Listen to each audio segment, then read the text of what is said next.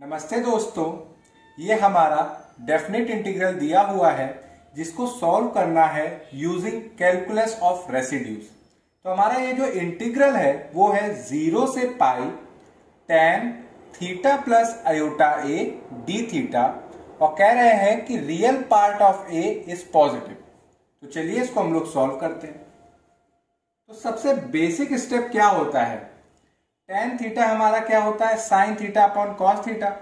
तो ये जो हमारा इंटीग्रल है यानी कि जो इंटीग्रैंड है आप इसको कैसे लिख सकते हो, लिमिट हमारी है 0 से pi sin theta plus iota a upon cos theta plus iota a. अब एक काम करिए कि न्यूमरेटर और डिनोमिनेटर में आप मल्टीप्लाई करिए cos थीटा माइनस आयोटा ए, यानी कि cos थीटा माइनस आयोटा ए न्यूमरेटर और डिनोमिनेटर में आप क्या करिए मल्टीप्लाई। ऐसा हम लोग क्यों कर रहे हैं अभी हम लोग को पता चलेगा। आप क्या करिए 2 न्यूमरेटर और डिनोमिनेटर में भी मल्टीप्लाई कर दीजिए, 2 यहां पे मल्टीप्लाई कर दिया और ये हमारा डी थीटा। कुछ भी नहीं किया, बेसिकली tan को हमने साइन और cos के फॉर्म में लिखा और cos थीटा माइनस आयोटा ए से न्यूमरेटर और डिनोमिनेटर में मल्टीप्लाई किया। अब बच्चों हम लोग बेसिक ट्रिग्नोमेट्रिक आइडेंटिटीज जानते हैं जो कि ये होती है कि 2 sin a cos b ये किसके इक्वल होता है, sine a plus B plus sine a minus B, और जो 2 cos a cos b होता है ये होता है cos a plus B plus cos a minus B. तो 2 मल्टीप्लाई कराने का आप समझ गए होंगे कि ये हमारा जो एक्सप्रेशन दिया हुआ है वो कुछ इस फॉर्म का है, यानी कि 2 sin a cos b, जिसको आप कैसे लिख सकते हो बच्चों, 0 से pi sin 2 sin a cos b यानी कि sin a प्लस b, यानी कि sin ये angle theta plus iota a plus theta minus iota ए, फिर प्लस का साइन साइन, क्योंकि हमारा ये क्या है 2 sin a cos b form में, तो फिर से theta plus iota a minus b, यानी कि माइनस ये वाला angle minus theta plus iota a, ऐसे। और ये 2 cos a cos b form में, यानी कि cos a प्लस बी, यानी कि theta plus iota a plus theta minus iota a plus cos a minus b, यानी कि theta plus iota a minus theta plus iota a D theta. तो बच्चों आप देखिए इसको आप लिख सकते हैं 0 से पाई आयोटा है और माइनस आयोटा है कैंसिल आउट हो जाएंगे, तो ये हो जाएगा साइन 2 थीटा, और यहां पे थीटा थीटा कैंसिल आउट हो जाएगा तो ये हो जाएगा साइन आयोटा 2a। यहां पे भी आप देखेंगे कि iota a minus iota A cancel out हो जाएगा तो ये हुआ cos 2 थीटा, यहां पे cos थीटा और थीटा कैंसिल आउट हो जाएंगे तो cos आयोटा 2a, यानी कि आयोटा ए ऐड हो गया डी थीटा। तो हमारा ये जो एक्सप्रेशन था वो हमने इस फॉर्म में लिखा। हम लोग जो सॉल्व करना जानते हैं वो ये है कि हमारी लिमिट कहां से होनी चाहिए, 0 से 2 पाई, और ये हमारी 0 से पाई दी हुई है। तो सबसे पहला टारगेट है कि हम लोगों की जो स्टैंडर्ड लिमिट है 0 से 2 पाई उसमें हो और इंटीग्रैंड हमारा कॉस और साइन के फॉर्म में हो। तो इंटीग्रैंड तो सही है, बस लिमिट हम लोगों को सही करनी है। तो उसके लिए क्या करिए, पुट 2 थीटा इक्वल टू 5 और दोनों साइड डिफरेंशिएट किए गए। तो जब दोनों साइड डिफरेंशिएट करेंगे तो आएगा 2d theta equal to d5। तो इससे क्या इंप्लाई हुआ कि जब आपने लोअर लिमिट 0 है, यहां पे थीटा जब 0 है तो फाई भी हमारा क्या है 0। जब थीटा हमारा पाई है, यानी कि जब अपर लिमिट हमारी पाई है, तो थीटा जब पाई है तो फाई हमारा क्या हो जाएगा 2 पाई। साइन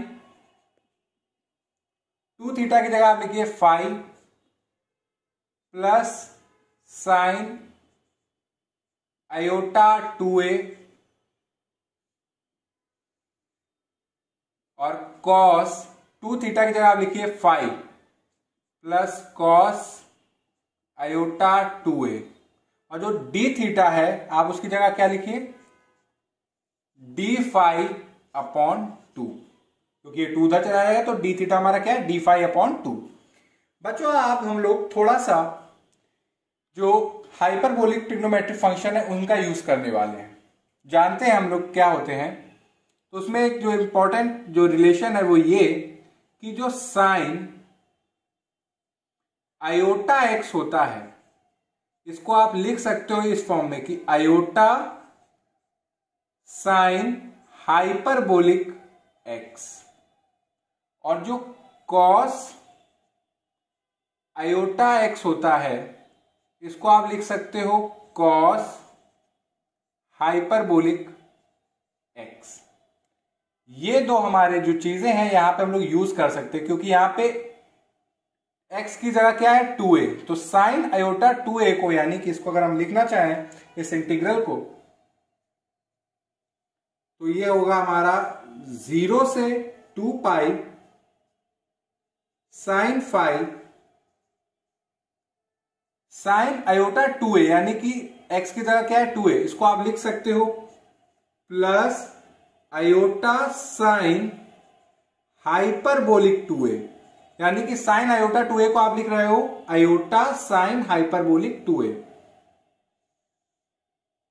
ये cos 5 और cos आयोटा 2a को आप क्या लिख सकते हो cos हाइपरबोलिक 2a, और ये d5 अपॉन 2। ठीक, डन। यानी कि अब हम लोगों की सारी चीजें आ गई। हमारी लिमिट 0 से 2 पाई है, इंटीग्रेंड हमारा कॉस और साइन में है। तो जैसा हम लोग सॉल्व करते आए हैं अपने डेफिनेट इंटीग्रल को by the method of contour integration, वही करने वाले हैं। यानी कि let z equal to e की पावर आयोटा 5 सो डैट आप जब डिफरेंशिएट करोगे तो ये हो जाएगा dz equal to iota e की power iota 5 d5। That is आपका ये जो e की पावर आयोटा 5 है वो है क्या z, तो यानी कि आप यहां पर क्या आ जाएगा आयोटा z। आयोटा z को आप इधर ले आइए, यानी कि dz upon iota z equal to d5। ठीक, और बच्चों आप जानते हैं ऑल्सो कि जो साइन 5 है वो होता क्या है half 1/2 iota z minus 1 upon z, और जो cos 5 है वो होगा 1/2 z प्लस 1 अपॉन z। तो यानी कि ये जो पूरा फंक्शन हमारा 0 से 2 पाई और 5 और d5 में है, इसको हम लोग करस्पॉन्डिंग c यानी कि कॉन्टूर और z और dz में कन्वर्ट करने वाले हैं। तो बहुत आसान हो गया है हमारे लिए। तो ये हमारा ये जो इंटीग्रल है ये आप करस्पॉन्डिंग z और dz फॉर्म में अब लिखेंगे तो ये होगा इंटीग्रेशन अलोंग c साइन 5 की जगह आप लिखिए 1/2 iota z minus 1 upon z plus iota sine hyperbolic 2a और cos 5 हमारा क्या है 1/2 z plus 1/z cos hyperbolic 2a और डी फाई हमारा क्या है, dz अपॉन आयोटा z, और ये जो 2 है इसको हम लोग बाहर ले लेते हैं, 1/2, ये जो 2 है हमने बाहर ले लिया, कोई चेंज नहीं। अब इसको थोड़ा सा सिंप्लीफाई करना है बच्चों, सिंप्लीफाई करते हैं इसको, तो 1/2, और ये c क्या है बच्चों, मेन तो c हमारा, where c is the unit circle centered at origin, that is mod z equal to 1, mod z equal to 1, यानी कि अगर हम ड्रॉ करें तो हमारा c क्या है, एक यूनिट सर्कल है जिसका सेंटर ओरिजिन है और रेडियस 1 है। ये हमने z प्लेन बनाया, ये रियल पार्ट ऑफ z, ये इमेजिनरी पार्ट ऑफ z, और ये हमारा यूनिट सर्कल है ये, और हम लोग कौन सी डायरेक्शन में जा रहे हैं, काउंटर क्लॉकवाइज, यानी कि इस डायरेक्शन में। ये हमारा z इक्वल टू 0 है, ये 1, ये -1 आयोटा, ये माइनस आयोटा, ठीक है। ये हमारा क्या बन गया, यूनिट सर्कल, यानी कि c। अब इसको हम लोग सिंप्लीफाई करते हैं थोड़ा सा, तो इंटीग्रेशन अलोंग c, z यहां से मल्टीप्लाई हो जाएगा z स्क्वायर -1, तो डिनोमिनेटर में क्या है 2 आयोटा z, 2 आयोटा z को इससे मल्टीप्लाई कर दीजिए, तो यानी कि कहने का मतलब z स्क्वायर -1, ये z स्क्वायर -1, डिनोमिनेटर में क्या है 2 आयोटा z, 2 आयोटा z इससे मल्टीप्लाई होगा 2 आयोटा z किससे, आयोटा साइन हाइपरबोलिक 2a, ये z इससे मल्टीप्लाई होगा तो z स्क्वायर प्लस 1, डिनोमिनेटर में 2z इससे मल्टीप्लाई होगा 2z कॉस हाइपरबोलिक 2a, तो डिनोमिनेटर में हमारे नीचे क्या है 2 आयोटा z, और ये जो 2z है ये न्यूमरेटर में जाएगा तो 2z, और ये dz अपॉन आयोटा z, तो ये z से z कैंसिल हो जाएगा, 2 से 2 कैंसिल हो जाएगा, ये आयोटा बचा, एक ये आयोटा,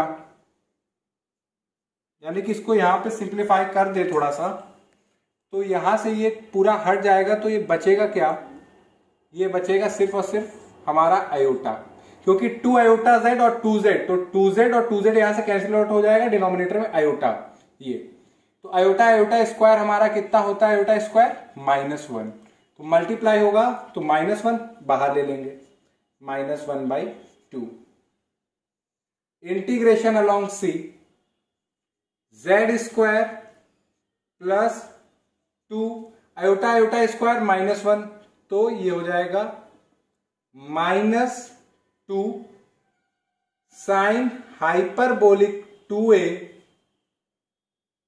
इसको मैं सोच रहा हूं इसमें रख दूं ब्रैकेट में, z -1, जिससे कंफ्यूजन ना हो, क्या आप सोच रहे 2az अलग लिखा हुआ है, ये माइनस, ये z ऐसे, और ये हुआ z square plus 2 cos hyperbolic 2a z plus 1, और ये हमारा dz, तो यानी कि हमारा फंक्शन इस फॉर्म में आ गया। अब बोर्ड छोटा है तो मैं रब करके इसके आगे का जो काम है वो हम लोग इसको सॉल्व करने में करने वाले हैं। तो बच्चों ये हमारा जो फंक्शन है, यानी कि जो इंटीग्रैंड है, इसको हम लोग लेट कर लेते हैं fz, यानी कि -1/2 इंटीग्रेशन अलोंग c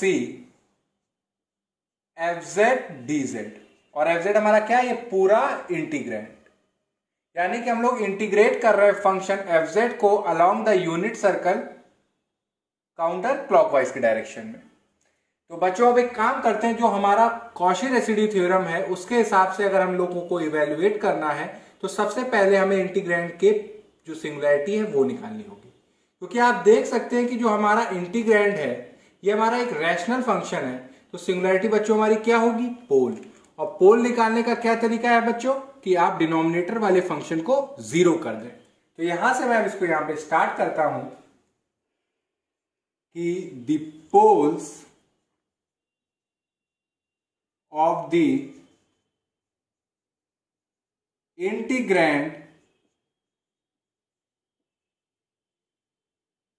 fz, और fz बच्चों हमारा है क्या, z² minus 2 sine hyperbolic 2a z minus 1 upon z² plus 2 cos hyperbolic 2a dot z plus 1 are given by क्या करना है आपको, डिनोमिनेटर वाले फंक्शन को 0, यानी कि z² plus 2 cos hyperbolic 2a dot z plus 1 equal to 0। तो एक तो आपका आ गया z इक्वल टू 0, और दूसरा यानी कि हमारा ये डिनोमिनेटर कहां पे 0 हो रहा है, एक तो z इक्वल टू 0 पे हो रहा है डायरेक्टली, और दूसरा ये जो क्वाड्रेटिक है हमारी z में, z² plus 2 cos hyperbolic 2a dot z plus 1 equal to 0, यानी कि ये जो क्वाड्रेटिक है इसको सॉल्व करके हमें 2 रूट्स मिलेंगे, वहां पे हमारा जो डिनोमिनेटर है वो 0 हो रहा है। तो चलिए इसके हम लोग रूट्स निकाल लेते हैं। तो एक हमारा होगा z equal to minus 2 cos hyperbolic 2a plus minus under root 4 cos hyperbolic square 2a, यानी कि जो होता है formula minus b plus minus under root b square minus 4ac, उसके हिसाब से ये हमारा b² माइनस 4ac, यहां पे a 1 है और c भी 1 है, तो यानी कि माइनस 4 अपॉन 2।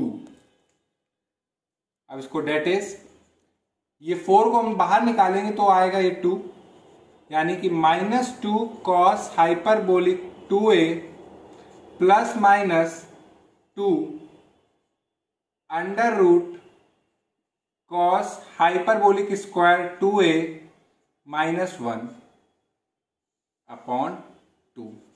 तो ये 2 यहां से न्यूमरेटर से 2 कॉमन लेंगे, डिनोमिनेटर से 2 कॉमन लेंगे, कैंसिल आउट कर देंगे तो ये हट जाएगा, तो हो जाएगा माइनस, यहां से भी 2 गायब और ये भी 2 निकल जाएगा, यानी कि ये भी गया, तो यानी कि ये बचा।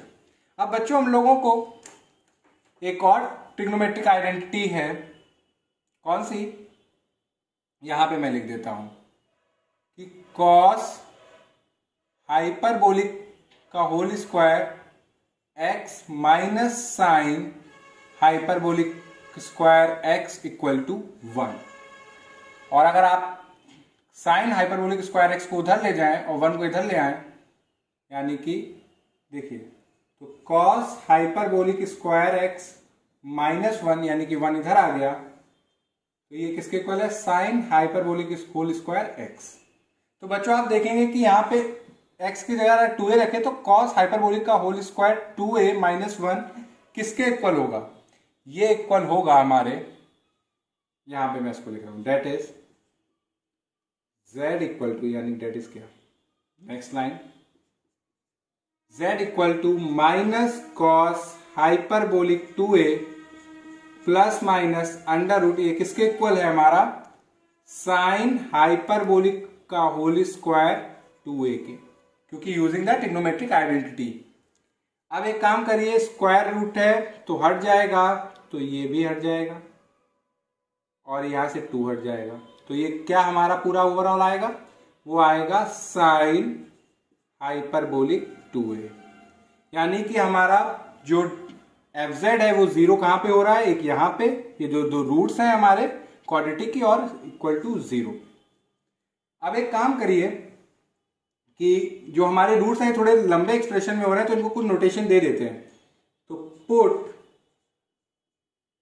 Alpha is equal to minus cos hyperbolic 2a minus sine hyperbolic 2a, और बीटा को नाम दे देते हैं minus cos hyperbolic 2a plus sine hyperbolic 2a।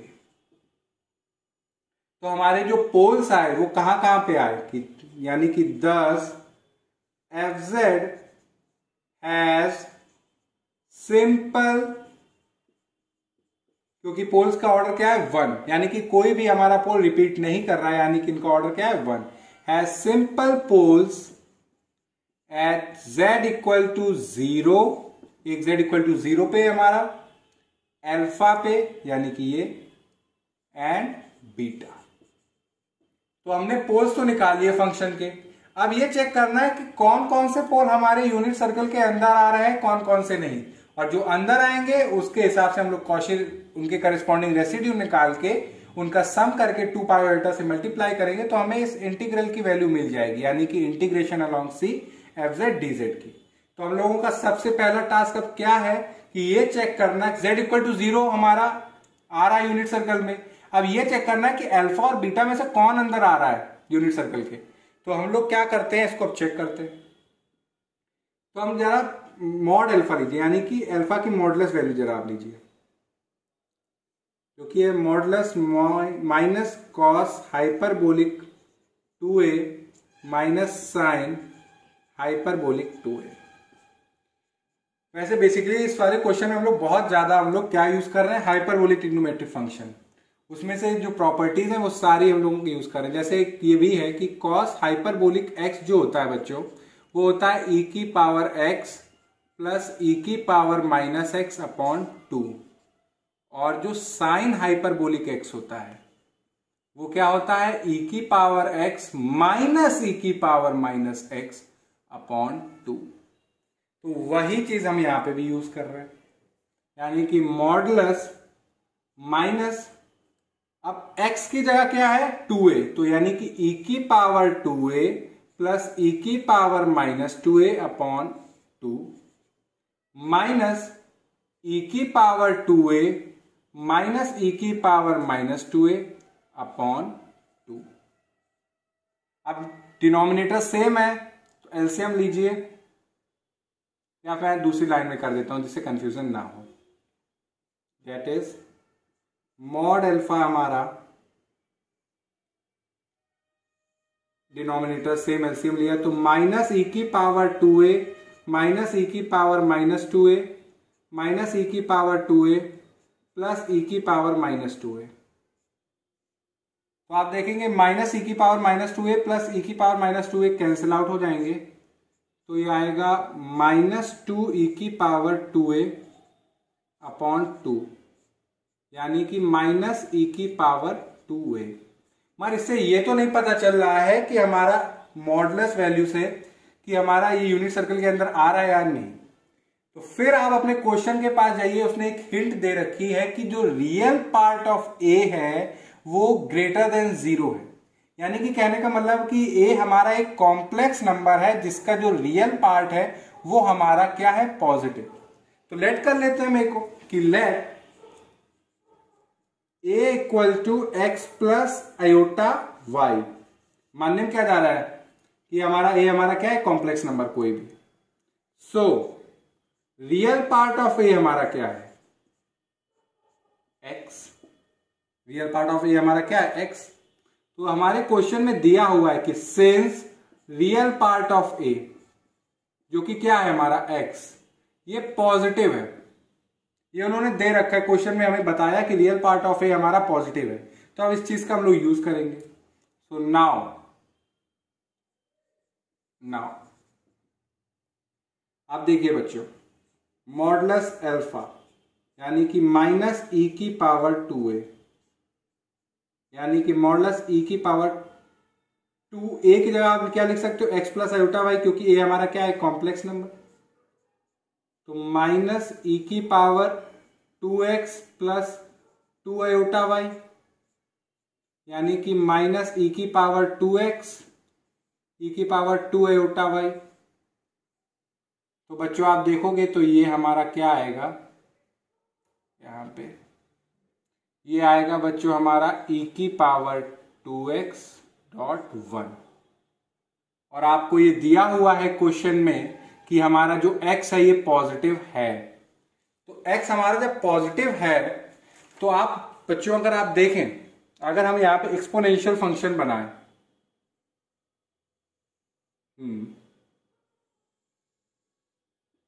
ये हमारा x है, ये हमारा y है। हम ग्राफ किसका बना रहे हैं, e की पावर 2x का। e की पावर 2x ये हमारा क्या है, 1। तो e की पावर 2x का ग्राफ कुछ इस प्रकार का होगा बच्चों।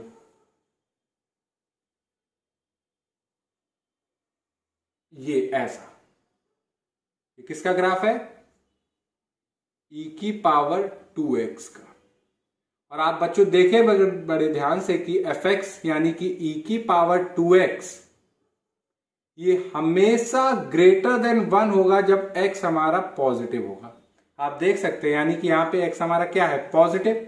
तो यानी कि हमें ये हमारा e की पावर 2x 1 कहां पे हो रहा है, x इक्वल टू 0 पे। और 0 से थोड़ा सा भी आगे आने पर ये हमारा 1 से ऊपर होता जाएगा और चलता चला जाएगा, और ये हमेशा 1 से बड़ा होगा। कब, जब x हमारा पॉजिटिव होगा। और यहां पे आप क्वेश्चन में दे रहे हैं कि x हमारा पॉजिटिव है, तो यानी कि e की पावर 2x ये ऑलवेज क्या होगा, ग्रेटर देन 1, ऑलवेज। क्योंकि आप ग्राफ अगर देखें एक्सपोनेंशियल फंक्शन का e की पावर 2x का, तो आप देखेंगे कि जब x हमारा पॉजिटिव है तो e की power 2x always greater than 1। आप ग्राफ अगर आप इसका ड्रॉ करेंगे तो आप इससे पता लगा लेंगे।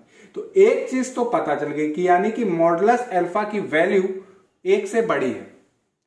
अब जरा आप काम करिए, इसका काम हो गया, इसको मैं रब कर देता हूं। ये तो मैंने आपको बताने के लिए ड्रॉ किया था। आई थिंक इसका भी काम नहीं है बच्चों।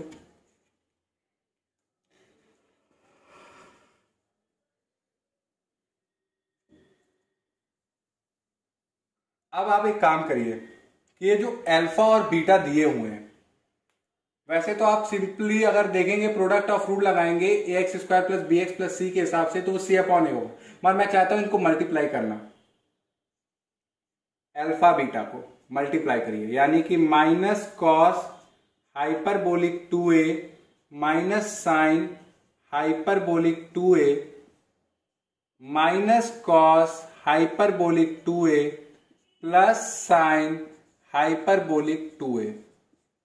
अब मल्टीप्लाई करिए, तो माइनस कॉस हाइपरबोलिक 2a से मल्टीप्लाई होगा तो हो जाएगा cos hyperbolic whole square 2a minus cos hyperbolic 2a sine hyperbolic 2a dot, यहां पे हो जाएगा minus minus plus sine hyperbolic 2a dot cos hyperbolic 2a, और इसको मल्टीप्लाई करेंगे तो माइनस साइन हाइपरबोलिक का होल स्क्वायर 2a। तो minus cos hyperbolic 2a sine hyperbolic 2a ये हमारा सेम है, कैंसिल आउट हो जाएगा। तो बचेगा क्या, cos hyperbolic whole square 2a minus sine hyperbolic whole square 2a। और बच्चों अभी हम लोगों ने ये देखिए टॉप पे लिखा हुआ है कि cos hyperbolic x minus sine hyperbolic x हमारा किसके इक्वल होता है, 1 के। तो यहाँ पे x की जगह आप 2a पुट करेंगे तो ये वही एक्सप्रेशन है। तो यानी कि अल्फा बीटा का जो प्रोडक्ट है ये हमारा 1 के इक्वल है। यानी कि इनकी मॉडुलस वैल्यू देखें, मॉड लगा दें तो मॉडुलस अल्फा बीटा हमारा किसके इक्वल है, 1 के। यानी कि कोई एक नंबर 1 से बड़ा है, यानी कि हमारे पास 2 नंबर है जिनका प्रोडक्ट 1 है और उसमें से एक नंबर हमारा 1 से बड़ा है, तो ऑब्वियस सी बात है कि हमारा दूसरा नंबर 1 से छोटा होगा, तभी तो प्रोडक्ट हमारा 1 आ रहा है। यानी कि अगर हमारे पास 2 नंबर है x और y जिनका प्रोडक्ट 1 है और x हमारा 2 है, तो ऑब्वियस सी बात है कि y को हमारे क्या होना पड़ेगा, 1/2। तभी तो जब आप 2 और 1/2 करेंगे तो हमारा प्रोडक्ट 1 आएगा। यानी कि अगर एक नंबर एक से बड़ा है तो दूसरे नंबर को छोटा होना पड़ेगा, तभी हमारा प्रोडक्ट 1 आएगा। तो यानी कि अल्फा हमारा ग्रेटर देन 1 है तो ऑब्वियस, और अल्फा बीटा का प्रोडक्ट इक्वल टू 1 है तो ऑब्वियस सी बात है कि बीटा हमारा लेस देन 1 होगा। तो इससे क्या पता चला कि हमारे यूनिट सर्कल में कौन लाई कर रहा है? हमारे यूनिट सर्कल में जो लाई कर रहा है वो है z इक्वल टू 0 और बीटा। तो यानी कि हम लिखेंगे कि evidently modulus alpha is greater than 1 and alpha beta का जो प्रोडक्ट है वो इक्वल टू 1 है, so it implies that कि हमारा जो बीटा है वो ऑब्वियस सी बात है लेस देन 1 होगा। तो इससे क्या पता चला कि thus z equal to 0 and beta are the simple poles lying inside C। यानी कि z इक्वल टू 0 और बीटा हमारे दो सिंपल पोल्स हैं जो हमारे यूनिट सर्कल के यानी कि C के अंदर आ रहे हैं। तो अब कुछ नहीं करना है, बोर्ड रब करके सीधे कॉची रेसिड्यू थ्योरम लगाएंगे और ये आंसर निकालेंगे। तो बच्चों अभी हम लोगों ने देखा, ये कंक्लूड किया कि z इक्वल टू 0 और बीटा हमारे जो पोल्स हैं ये हमारे यूनिट सर्कल के अंदर आ रहे हैं। तो एक z इक्वल टू 0 और z इक्वल टू बीटा, ये दोनों हमारे यूनिट सर्कल के अंदर है। तो अब हम लोगों को लगानी है Cauchy residue theorem. Cauchy residue theorem के हिसाब से जो भी क्लोज कॉन्टूर के अंदर हमारे पोल्स हैं उनके करस्पॉन्डिंग आप रेसिड्यू निकालिए। तो सबसे पहले हम लोगों का टास्क है आप रेसिड्यू निकालेंगे, फिर इसके बाद कॉची रेसिड्यू थ्योरम का यूज करेंगे। तो आप सबसे पहले z इक्वल टू बीटा पे हम लोगों को रेसिड्यू निकालना है। तो उसको निकालने से पहले हम लोग एक काम करते हैं कि since alpha and beta are the roots है हमारे किसके, z square plus 2 cos hyperbolic 2a z plus 1 equal to 0। यानी कि ये जो क्वाड्रेटिक इक्वेशन थी उसके रूट्स हमारे क्या है, अल्फा और beta. So we can write तो हमारा जो फंक्शन fz आप उसको ऐसे भी तो लिख सकते हो, यानी कि z square minus 2 sine hyperbolic 2a z minus 1 z और z square plus 2 cos hyperbolic 2a z plus 1 की जगह आप डायरेक्ट लिख सकते हैं z minus alpha z minus beta, क्योंकि अल्फा बीटा हमारे क्या है, रूट्स। अब ऐसा लिखने से फायदा क्या होगा बच्चों कि हम लोग जब रेसिड्यू निकालेंगे तो रेसिड्यू की कैलकुलेशन थोड़ी सी सिंपल हो जानी है। तो रेसिड्यू किसका, फंक्शन का, किस पॉइंट पे आप निकाल रहे हो, z इक्वल टू बीटा पे निकाल रहे हो। तो जिस पॉइंट पे आपको रेसिड्यू निकालना है वहां पे आपकी लिमिट टेंड करे, यानी कि z टेंडिंग टू बीटा, फिर z माइनस बीटा और फंक्शन fz हमारा क्या है, z square minus 2 sine hyperbolic 2a z minus 1 z minus alpha z minus beta. z minus beta से z minus beta cancel out हो गया, आप limit put कर दीजिए। तो ये हो जाएगा beta square minus 2 sine hyperbolic 2a beta minus 1 का अगर आप ध्यान से देखें तो हमारे अल्फा बीटा का जो प्रोडक्ट है वो 1 है, तो आप 1 को रिप्लेस कर सकते हैं अल्फा बीटा से, कोई फर्क नहीं, क्योंकि since alpha beta equal to 1, ये अभी हमने देखा भी मल्टीप्लाई करके, और ये हो जाएगा बीटा माइनस अल्फा। अब एक काम करिए, बीटा को कॉमन ले लेते हैं हम लोग, तो बीटा कॉमन ले लिया तो ये हो जाएगा बीटा, ये इधर ले आएंगे तो minus alpha minus 2 sine hyperbolic 2a,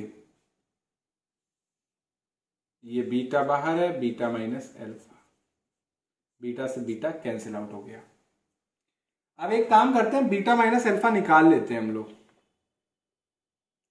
तो बीटा माइनस अल्फा, बीटा हमारा क्या है, minus cos hyperbolic 2a plus sine hyperbolic 2a, और अल्फा क्या है, माइनस माइनस माइनस प्लस, तो plus cos hyperbolic 2a plus sine hyperbolic 2a। तो minus cos से ये कैंसिल आउट हो जाएगा, तो ये आएगा 2 sine hyperbolic 2a।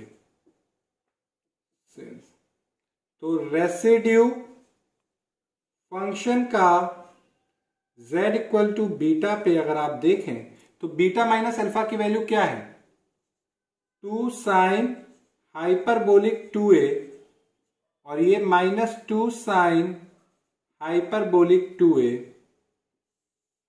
Beta minus alpha भी हमने फिर से अभी निकाला ही है, वही है 2 साइन हाइपरबोलिक 2a।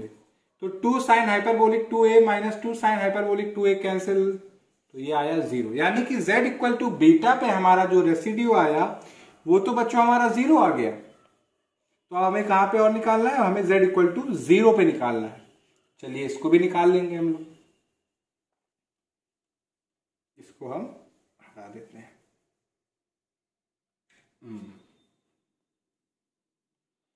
तो अब रेसिड्यू निकालना है, रेसिड्यू फंक्शन का z इक्वल टू 0 पे, तो यानी कि सिंपल पोल है, सिंपल पोल पे अगर आपको रेसिड्यू निकालना है तो जिस पॉइंट पे आपको रेसिड्यू निकालना है वहां आपकी लिमिट टेंड करे, यानी कि z tending to 0, z minus 0, function F z square minus 2 sine hyperbolic 2a z minus 1, z minus alpha z minus beta.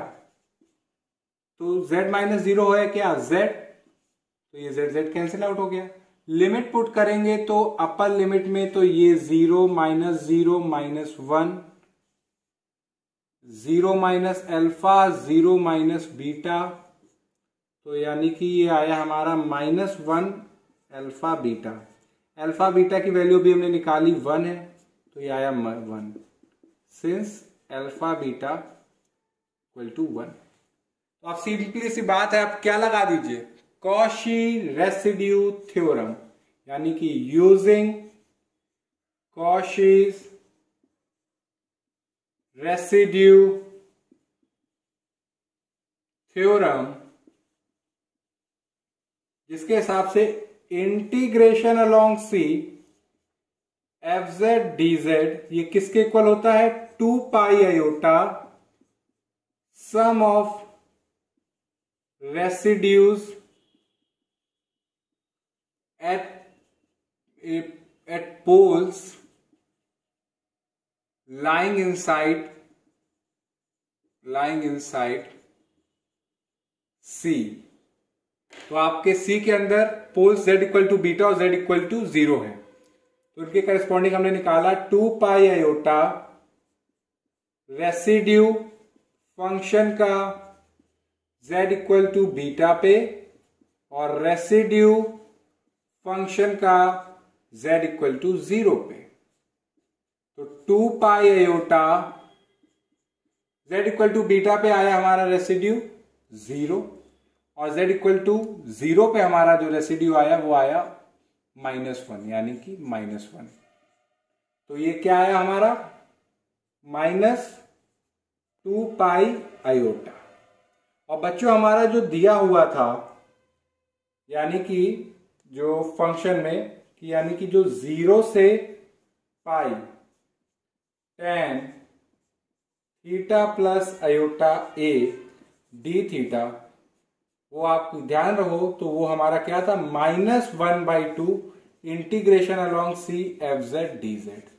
तो integration along c F Z D Z की value हमने निकाल ली, वो कितनी आई -2 pi iota. तो -1/2 into -2 pi iota से 2 से 2 cancel, minus minus से कैंसिल आउट, तो ये आया पाई आयोटा। तो ये हम लोगों का रहा आंसर। इसको हम लोगों ने सॉल्व किया bye the method of contour integration. इस पूरे प्रॉब्लम को सॉल्व करने पे अगर आपको कोई स्टेप ना क्लियर हुआ हो तो आप कमेंट सेक्शन में लिख के बताइएगा, ठीक है बच्चों। यानी कि इसका जो आंसर आया वो किसके इक्वल आया, वो आया हमारा इक्वल पाई आयोटा के। ये कब हो रहा है, जब real part of A positive है। तो ये हमने सॉल्व किया। अगर कोई डाउट हो तो आप कमेंट सेक्शन में लिख के बताइएगा। Thank you.